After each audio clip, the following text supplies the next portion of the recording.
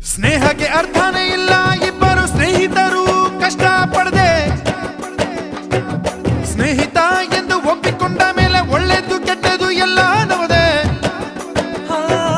ದುಡ್ಡಿರಲಿ ಇಲ್ದಿರಲಿ ನಗುವಿನ ಒಡೆಯ ಗೆಳೆಯಲ್ಲ ಬೀರಲಿ, ಲಾಸಿರಲಿ ಬೆಂಬಲದ ಬೆಟ್ಟಬೋ ಗೆಳೆಯ. ಸ್ವಾರ್ಥವಿಲ್ಲದಿದ್ರೆ ಹೆಂಡತಿ ಮಕ್ಕಳೆಲ್ಲ ಕಿತ್ತು ತಿನ್ನದಿದ್ರೆ ಬಂಧುಗಳೇ ಅಲ್ಲ. ಸ್ನೇಹ ಒಂದೇ ನಿಸ್ವಾರ್ಥ.